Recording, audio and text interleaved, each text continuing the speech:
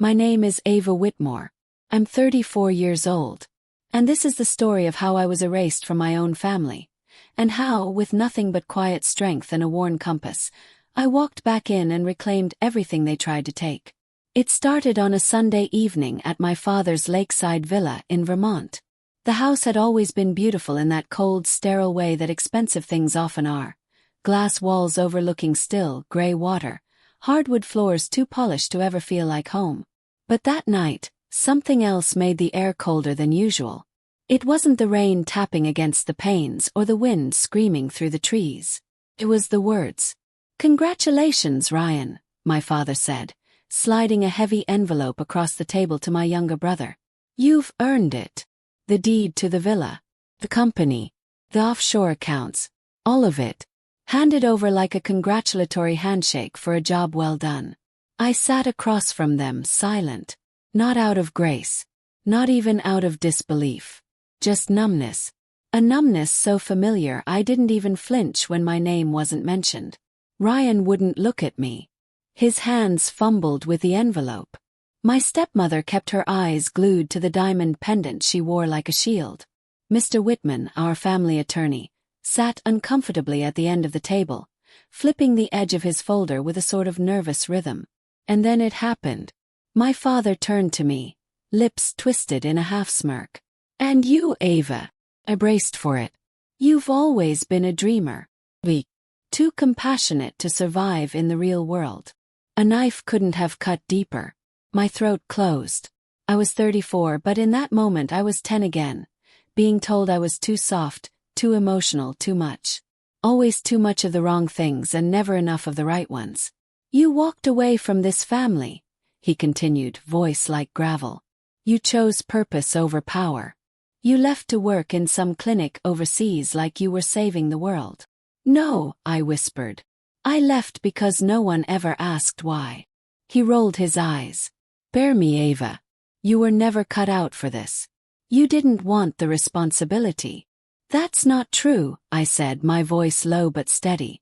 "I wanted meaning. I wanted to build something that mattered. You just never saw that." "Because Ryan was here," he snapped. "He showed loyalty." "No," I replied, still calm. "He showed you what you wanted to see. He lied to you." My father laughed bitterly. "That's jealousy talking." And then Mr. Whitman cleared his throat. "Actually," he said, and I will never forget the shift in the air when he did. It was like the moment before a thunderclap, when everything goes still. "There's something you should hear before we proceed." My father's brows knitted. "What now?" Mr. Whitman reached into his folder and pulled out a yellowing piece of paper. His voice was even, but I saw his hands tremble slightly. "This is a sealed amendment to the will, added 6 years ago. At the request of your mother." My heart stopped. Grandma. She had always seen me. She used to hold my face in her wrinkled hands and say, "You don't need to shout to be heard. Your silence carries power." "What amendment?" my father barked, rising slightly from his chair. Mr. Whitman opened the document. "Filed during your mother's final appointment with the notary." Her instructions were clear. This was to remain sealed unless you ever attempted to disinherit Ava. The silence in the room was thunderous. The wind outside had quieted as if it, too, was listening.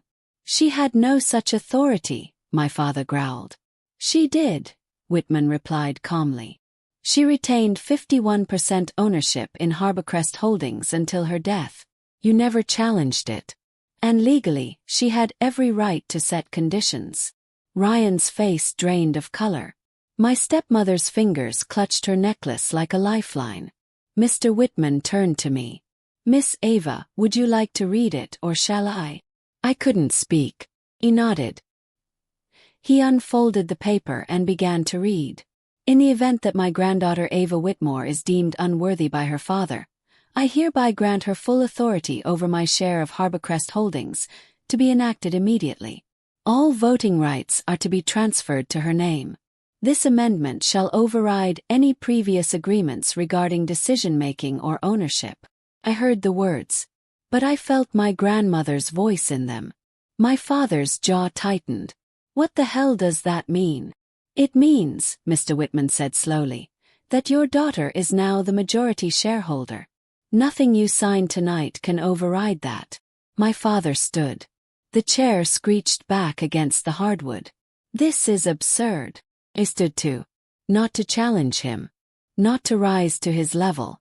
But to step into mine. I may not know how to run Harborcrest the way you did, I said. But I know how to lead. I know how to build. I know how to protect people without destroying them. You said I was weak, I added. But I never needed your validation. I turned to Mr. Whitman. Let's proceed. Felt the shift. The invisible tectonic plates of power realigning beneath us. The storm outside had stopped completely now. As though even nature itself was watching. My father didn't sit back down. Ryan didn't speak. My stepmother opened her mouth and then closed it. And I didn't wait for any of them. Because I wasn't there to take revenge. I was there to take my place. I didn't hear my heels on the hardwood as I walked out of that room. I only heard the sound of years falling off my shoulders. Years of being dismissed, overlooked, called soft, idealistic, impractical. I wasn't sure what this new chapter meant for me yet, but I knew one thing. I was no longer the girl who needed a seat at their table. Had my own. But just as I crossed into the hall, I heard it. Ava, Ryan called. Turned slowly. His voice was calm, but his eyes, they were calculating. You don't have to do this, he said, stepping forward. Do what? Asked. Push me out, he said with a shrug that tried to mask tension. That's your next move, right? I haven't made any moves, I said, voice steady. I simply stood up. He chuckled without humor. You think signing some papers makes you powerful? I met his gaze. No. But knowing the truth does. He tilted his head. You really think you can lead this company? You've been gone for years. You haven't touched a balance sheet. You're running on sentiment and a name. I'm running on purpose, I said. And integrity. You should try it. His expression twisted. You have no idea what this place is. You think it's a company. It's a battlefield. You don't belong here. No, I said softly. But that's not for you to decide anymore. He stepped closer, invading my space like he used to when we were kids, and he wanted to make sure I knew who had the upper hand. I give you 2 months, he sneered. Before you crawl back. The company will eat you alive. I didn't flinch. Then I guess I'll rebuild it from the inside out. He shook his head, smiling with pity. You really are Grandma's girl. She believed in me, I said simply. And now I believe in me too. As he walked away, I felt something shift. This wasn't rivalry, it was war. And Ryan hadn't surrendered. He was regrouping. Back inside the dining room, Mr. Whitman was packing his briefcase, but he paused when he saw me return. There's something else, he said. Your grandmother left it with me. She wanted it delivered only if tonight unfolded as it did. He reached into his case and pulled out a small weathered wooden box. Inside, wrapped in soft linen, was a gold-plated compass. It was hers, he said, from her time volunteering in Africa. She said you'd understand what to do with it. Underneath the compass was a folded letter. My name, written in her familiar looping script. My hands trembled as I opened it. My dearest Ava, if you're reading this, your father has done exactly what I feared. But don't hate him. He's not cruel, just broken in ways he never acknowledged. The world taught him to fear softness, to worship control. But you were always different. You carry strength the world doesn't see, because it's quiet and patient, and refuses to destroy what it can nurture. This compass is yours now. Because no matter how far you're pushed, I trust you to find your way back. Always. Love, Grandma. Tears pressed against my throat, but I didn't let them fall. Not yet. I closed the letter and held the compass in both hands. This is my anchor, I whispered. Not the company. Not the shares. This. Mr. Whitman's eyes softened. She always said you'd lead from a different kind of throne. I'm not here for a crown, I said. I'm here to clean up the mess. And mess there was.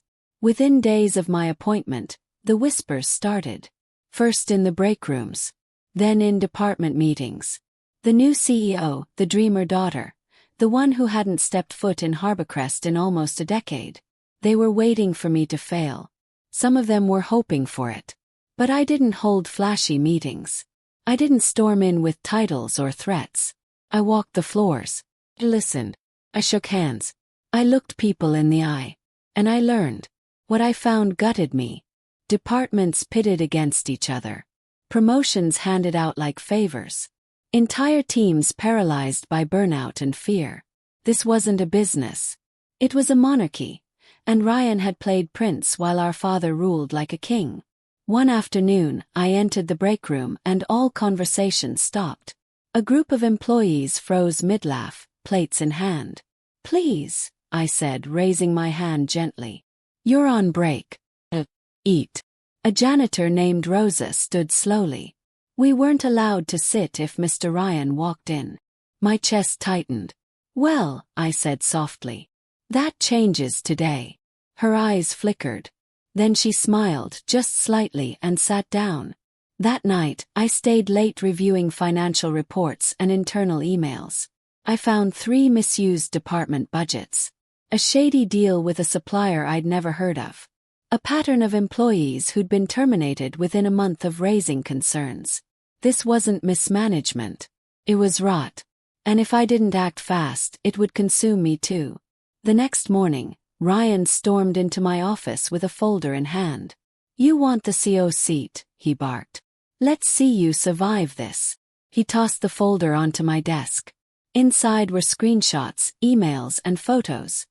Accusations implicating me in charity fraud from my time abroad. Misused funds. Altered invoices. One photo even showed me supposedly holding a check with a forged signature. These are fake, I said, flipping through them. Can you prove it? He smirked. You really want to destroy me. I want what's mine, he hissed. You were never meant to win this. I stood slowly, locking eyes with him. I don't want to win, Ryan. I want to fix what you broke. He leaned closer. You see power as something to be shared. I see it as something to be taken. That's the difference between us, I said quietly. You see strength in fear. I see it in healing. He turned and walked out. And I realized then. This wasn't about business. It was about legacy. And I would fight for it with everything I had. The next 48 hours were a blur. Headlines exploded like landmines. Fast, loud, and devastating. New CEO accused in overseas charity fraud scandal. Whitmore family implodes amid corporate coup. Harborcrest Holdings in crisis. Is the legacy in the wrong hands? It didn't matter that the accusations were false. It didn't matter that the photos were doctored, the emails forged, the numbers twisted. The public didn't wait for truth. They devoured scandal like wolves. My inbox choked with press alerts. My phone buzzed every 10 seconds with questions from board members, employees, journalists. Some asked if I would step down. Some demanded it. Others didn't even ask, they just predicted it like it was inevitable. I stayed silent. Not because I didn't have a response. But because if I spoke too soon, they'd think I was desperate. If I stayed silent long enough, maybe they'd wonder what I was preparing. But late one night, long after the last car had pulled out of the lot, I sat curled on the leather couch in my office, lights off, blinds drawn, and cried for the first time since all of it began. Not loud. Not messy. Just quiet, hollow sobs that had no words behind them. I didn't cry because people didn't believe me. I cried because maybe, just maybe, my father had been right. Maybe I wasn't cut out for this. And then came the knock. It was soft. Barely audible. I wiped my eyes fast, smoothed my blazer. Come in, I managed. The door opened slowly. Rosa stepped inside, holding a paper cup. Thought you could use this, she said gently. I swallowed hard. You didn't have to. You looked like you needed it. She walked in, placed the coffee beside me, and took a seat across the room. No one ever brought me anything when I cried in this office, she said. My breath caught. So maybe, she continued, someone should break the cycle. My throat tightened. Why are you helping me? She leaned back, arms folded in her lap. Because someone once helped me when no one else did. And because this company doesn't need another king. It needs a healer. I looked at her. Really looked. And saw something I hadn't in days. Belief. Not forced loyalty. Not fake deference. But genuine belief. Do you want to know the truth about your family? She asked. I blinked, surprised. I've worked here 28 years, she said. I've seen more than most. I've seen what they hide. What they bury. What they pretend doesn't exist. I nodded slowly. You always looked me in the eye, she added. Even when you were a teenager. Even when your father didn't. I didn't know what to say. I could only nod again. You're not alone, Ava, she said softly. You've got something they'll never have. What's that? I whispered. Loyalty earned through kindness. The next morning I walked into the boardroom and waited as they filed in. Men and women in suits, faces tight with stress, nerves, distrust. The room buzzed with tension. Some still believed I was innocent. Others didn't care, they just wanted stability. I let them speak first. The accusations, the doubts, the thinly veiled threats. One shareholder even banged the table. This is a crisis. If you care at all about this company, you'll step down. When the room finally went still, I stood. If anyone here can prove those documents are real, I said, I'll resign today. Silence. Then I placed a thick folder onto the table. Here are the original reports from the charities I worked with. Audited, sealed, notarized. Then I clicked the projector remote. Footage played on the screen behind me. Grainy security cam footage. Ryan entering a locked office. Plugging in a USB. Transferring files. The timestamp matched the exact time the forged documents were created. No one spoke. I let the silence stretch until it ached. Truth matters, I said finally. But I didn't come here to destroy my brother. I came to repair what he broke. I turned to the legal counsel. I'm not pressing charges. Murmurs. But Ryan is suspended effective immediately. A full investigation begins today. Another pause. Then Mr. Halpern, one of the oldest board members, stood. His voice was weathered but firm. I doubted you, he said. Thought you were just another idealist. But today you reminded me why we built this company in the first place. It wasn't about dominance. It was about people. The energy shifted. Felt it. Like wind coming back into a long-sealed room. Like breath returning to lungs that hadn't dared inhale. The boardroom emptied slowly. Some offered nods. Few shook my hand. Rosa lingered in the doorway, her eyes bright. You stood your ground, she said softly. No, I corrected. I stood in my truth. 2 days later an envelope arrived. No return address. Inside a handwritten note. Eva. I don't expect forgiveness. I didn't just want power. I wanted to be seen. I thought you always got the love I never did. Maybe you just earned it differently. Ryan. I folded the letter and placed it next to my grandmother's compass. Because not every ending needs a sword. Some arrive in stillness. And some beginnings are born from grace. A month passed. The boardroom didn't feel colder. Felt clearer. The media finally caught up with the truth. Retractions came, some quietly, others with boldface headlines. New evidence clears CEO Ava Whitmore. Family fraud uncovered. A new era at Harborcrest. Some called it luck. Some said I'd been protected by legacy. But those who mattered knew better. They knew I stayed. When it got ugly, when it got cruel, when the easy thing would have been to walk away, I stayed. Because I wasn't fighting for revenge. I was fighting for healing.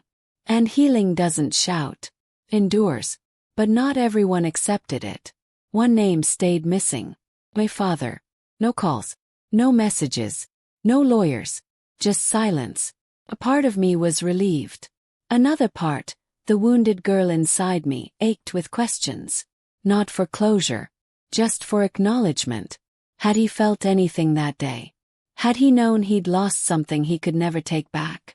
I was still wondering when, one quiet Sunday morning, I opened my office door and found him sitting across from my desk.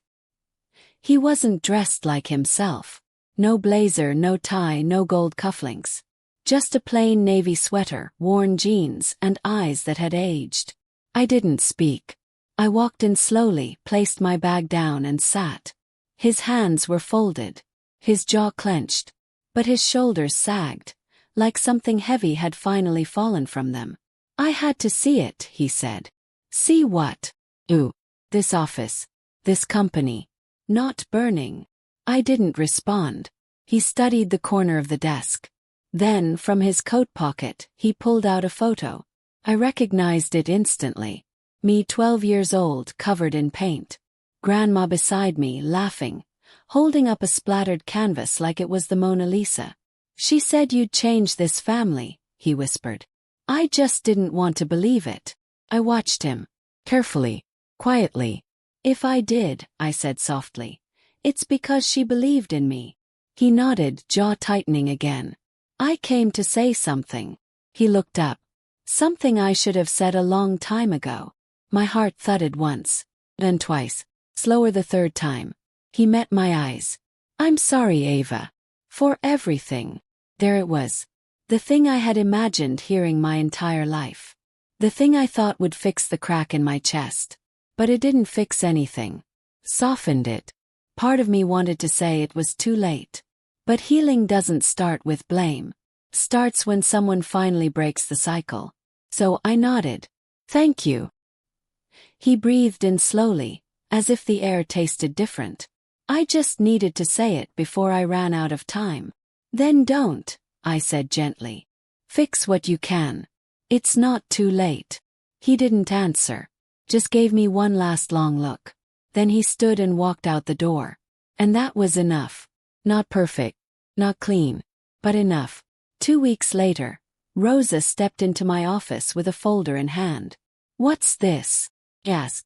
She handed it over carefully. A list of every employee your father let go for speaking up. Opened it. Reasons like budget cuts and department restructuring. But I saw the truth in every line. They were punished for being brave.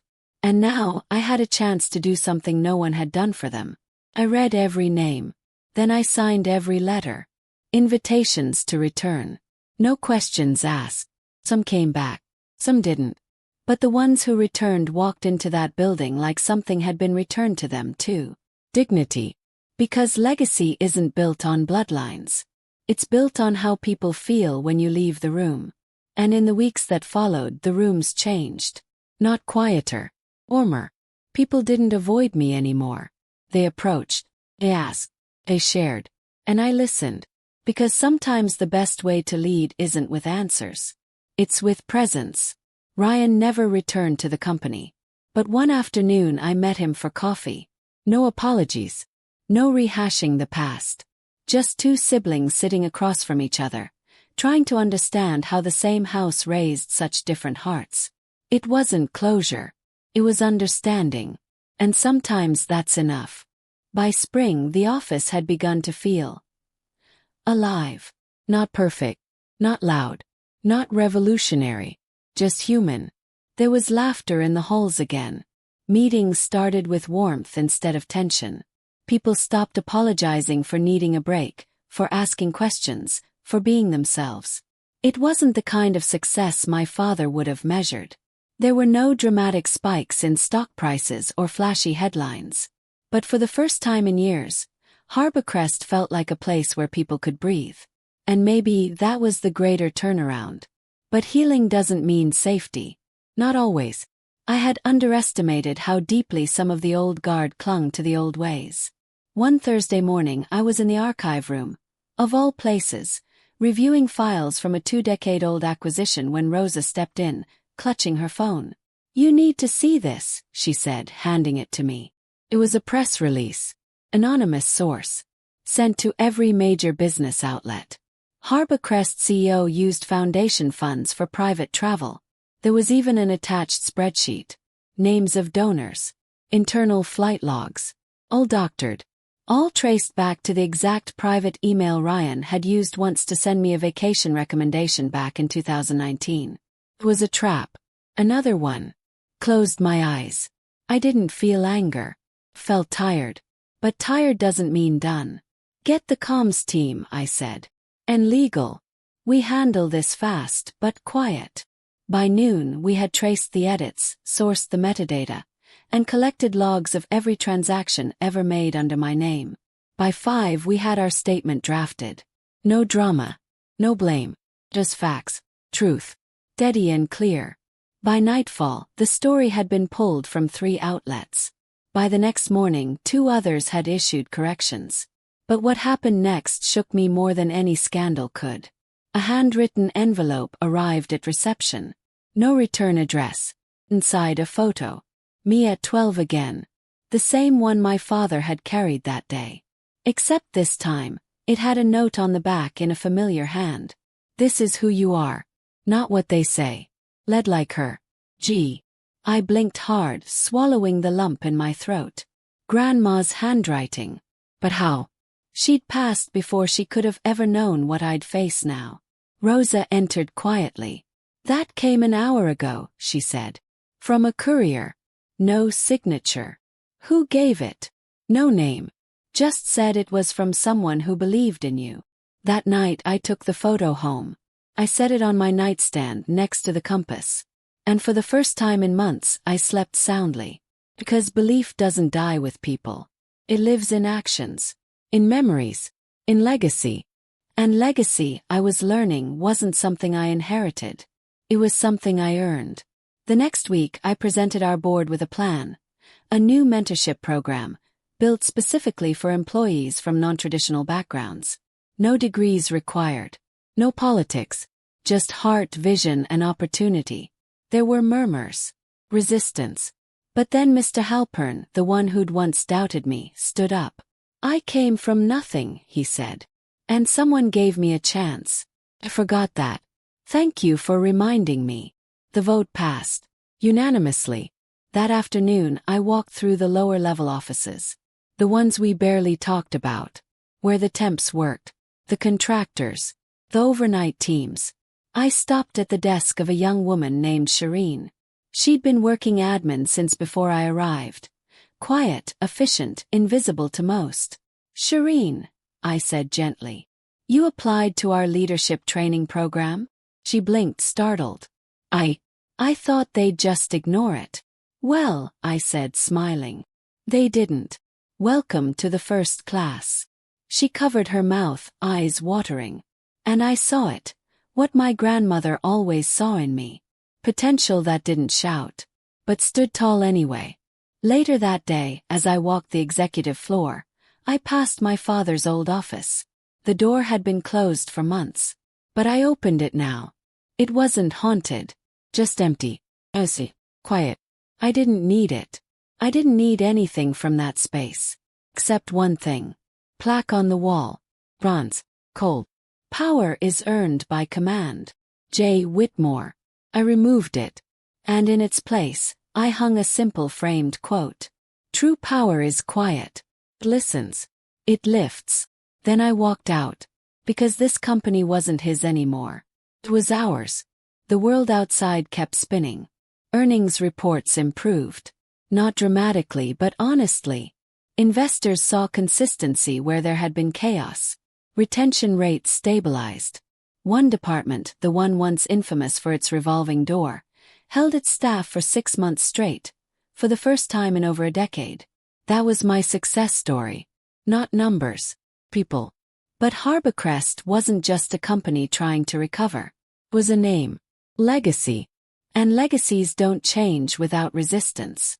One morning, I opened my laptop to find an internal memo leaked to the press. It quoted a mid-level executive, a man I barely remembered, suggesting I was emotionally unfit to lead, and that the board had succumbed to optics. That word echoed in my head like a drumbeat. I wasn't surprised. A woman in power is always measured against a different ruler. Especially a woman who doesn't yell to be heard. Still, something inside me flared, a heat not of anger but of resolve. This wasn't just about a title anymore. It was about every person who had been told their softness made them small. It was about every girl who had ever been called too emotional, too sensitive, too idealistic. Called a full team meeting. Not just executives. Everyone. Every department. I stood at the front of the atrium. Sunlight pouring through the glass dome. Hundreds of eyes watching. And I told them the truth. I never wanted to be a CEO, I said. Silence. I wanted to be a healer. Helper. Someone who built bridges, not barriers. I scanned the room slowly. And maybe that made me the wrong choice on paper. But what I've learned is that paper burns fast. And I am fireproof. Few gasps, few smirks, and then applause. Real. Thunderous. 'Cause something had shifted. Not just in them. Me. For the first time, I wasn't just reacting to what had been done to me. I was defining what I would do next. And what I did was grow. We expanded the mentorship program. We created a council of mid- and entry-level employees to provide feedback on leadership decisions. We increased transparency in salaries. And yes, we made mistakes. But we owned them. And that, more than perfection, built trust. Then one rainy Tuesday, a courier arrived with no name. Just a sealed envelope. Inside was a receipt. A donation, 7 figures. Made in my name. To the women's shelter I'd once worked for. No note. No signature. Just that. I didn't have to ask who it was from. He knew. It was my father's way of saying he was trying. Quietly. The only way he knew how. And that was enough. Because sometimes healing doesn't look like hugs and apologies. Sometimes it looks like action. Later that month I got a message from Ryan. He wanted to meet. Said yes. Not because I owed him anything, but because unfinished wounds become infections. And I was tired of carrying his pain alongside mine. We met at a small coffee shop downtown. No suits. No statements. He looked older too. Not physically, but in the way people do when they've run out of excuses. Thank you, he said. For what? For not burying me. He nodded. You tried to, I replied gently. I know, he said. And you had every right. We talked for hours. About Grandma. About the company. About how we both lost her, but I'd never stopped hearing her voice. I always thought she loved you more, he admitted. She did love me, I said. But maybe the reason you didn't feel it is because you never let yourself be loved for real. He didn't respond. But he didn't disagree. We didn't promise to be close. We didn't pretend the past hadn't happened. But when we stood to leave, we hugged. Not long. Just long enough. Long enough for me to let go of the version of him I'd held in my head for so many years. Later that night, I found myself walking the halls of Harborcrest alone. Not to check on anything. Just to be there. To feel it. The quiet hum of machines. The faint scent of fresh coffee. The warmth of desks with photos, plants, sticky notes with real people's handwriting. It didn't feel like an empire anymore. Felt like a community. And that was the real inheritance. Not the stocks. Not the chair at the head of the table. But the ability to walk through something broken. And not just survive but rebuild. The first time someone called me Ms. Whitmore in the hallway without sarcasm in their voice, I almost didn't recognize it. Not the name but the tone. It was respect. Not earned through intimidation. Not handed to me through inheritance. But built slowly, day by day, through presence. Through listening.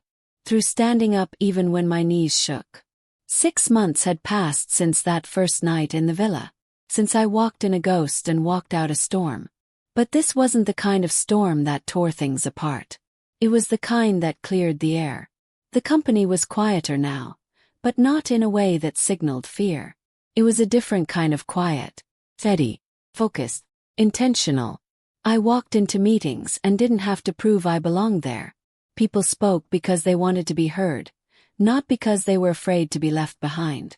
My inbox was filled with real concerns, real ideas, real praise. And not one email from legal. One morning, Rosa came into my office with a fresh folder. "These are the quarterly feedback results," she said, setting it gently on the desk. "And there's something else." I looked up. Her eyes twinkled. I opened the folder and found a list of names. Staff who had been nominated by their peers for a new leadership development grant we had introduced 2 months ago. But at the top was a letter, written by Rosa herself. It read, "Dear Ava, you once told me that you weren't sure you were cut out for this. That you didn't know if quiet strength could survive in a place like this. Well, let me tell you something. You didn't just survive. You made us remember what it means to care. You made this place feel like ours again. And that's a kind of leadership no one can take from you. With gratitude, Rosa." I didn't cry. But I did close my eyes and place the letter beside my grandmother's compass on the shelf, because both had guided me through different kinds of storms. That week, I was invited to speak at a women's leadership summit in Boston. The invitation came with the usual flattery: inspirational turnaround, modern leadership model, corporate phoenix. But when I stepped on stage, I didn't speak about business metrics or stock recoveries. I told them the truth. "I was told I was too soft to lead," I began. "I was told I was too emotional, too absent, too idealistic. That my strength wasn't visible enough. That I didn't belong." Pause. And then I realized, visibility doesn't define strength. Consistency does. Integrity does. Empathy does. There were nods. Some tears. And if you're sitting here doubting whether your voice is loud enough or sharp enough or tough enough, let me say this. You don't have to shout to be heard. You just have to stand steady in your truth. Applause rose. Not polite. Grateful. Afterward, a young woman approached me, shaking slightly. "Thank you," she whispered. "You made me feel like I could stay. In this industry. In this seat. In myself." And I realized something. My grandmother's legacy wasn't just in what she left me. It was in what I passed forward. That night, as I walked back into the Harborcrest building, I paused in the lobby. There, newly mounted near the reception desk, was a small plaque. I hadn't ordered it. I hadn't approved it. But I recognized the quote etched into its brass. "Sometimes the quietest ones carry the loudest legacies." Smiled. Because that's what I had become. Not the loudest. Not the boldest. But the one who stood when it mattered. The one who stayed kind in the face of cruelty. The one who led without conquering. Weeks later, I received a final letter. Not from Ryan. Not from the board. But from my father. Handwritten. Brief. "Eva, I watched your speech. She would have been proud. Him too. I'm sorry I ever needed proof. Love." There were no grand reconciliations after that. No Sunday dinners. No tearful reunions. But I kept the letter. Because closure doesn't always come in fireworks. Sometimes it arrives like a whisper. Now, when I walk through the Harborcrest halls, I hear footsteps behind me. Not of fear, not of obligation, but of people who believe. People who know that power doesn't have to dominate. Can also heal. And if there's one thing I want anyone to take from my story, it's this. You don't need to become them to defeat them. You just need to remain you. Steady. True. Whole. And one day someone will say, "She didn't just change the company. She changed what leadership means." And they'll be right. Because I didn't get revenge. I got something stronger. Respect. And a future no one could ever take away again. If my story moved something in you, tell me what part hit hardest. Drop a comment below and share your truth. This isn't just about power, it's about people. And if you're facing your own version of being underestimated, know this. You don't have to shout to be heard. You just have to stand in your truth.